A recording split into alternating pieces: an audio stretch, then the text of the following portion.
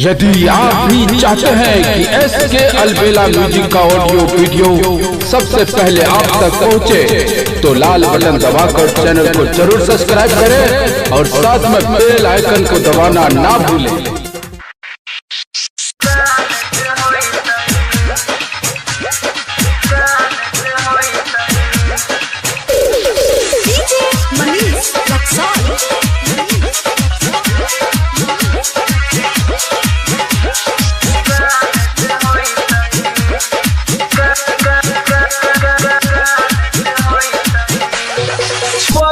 पहिले गले हमारा से दूर होई के भाव बिहोर जाने हमर कान ते होइतै।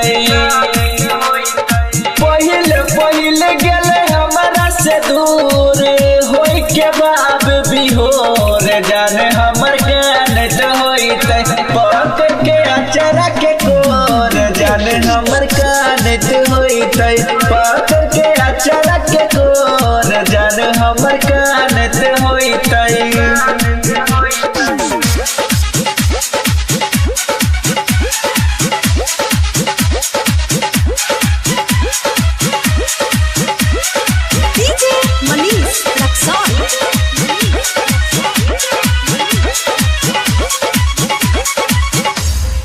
गलिया मन में लागत होइतै ओकरा ससुराल में, हरदम डूबल रहत होइतै ऊ हमारा ख्याल में।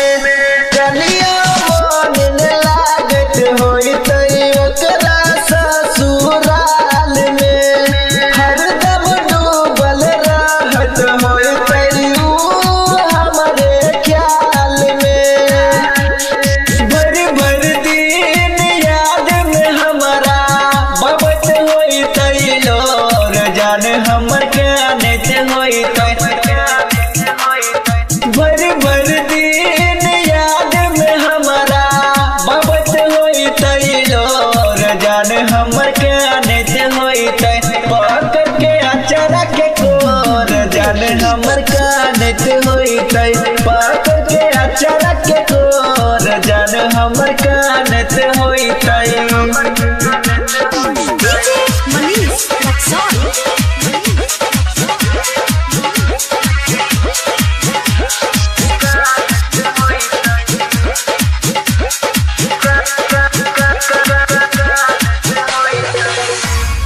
खाना पीना ने खाइत होइतै ऊ हमारा वियोग में, दिन गलत होइतै प्रेम के रोग में। खाना पीना ने खाइत होइतै ऊ हमारा वियोग में, दिन गलत होइतै प्रेम के रोग में। संजय अलबेला कहै छै तोरा जाके करत होतै भोर जाने हमर कान ते होइतै। संजय अलबेला कहै छै तोरा जाके करत होतै भोर जाने हमर कान ते होइतै। पकड़ के अचारा के कोर जाने हमर कान ते होइतै। पकड़ के अचारा के कोर जाने हमर कान ते होइतै। SK अलबेला म्यूजिक गोलमाल।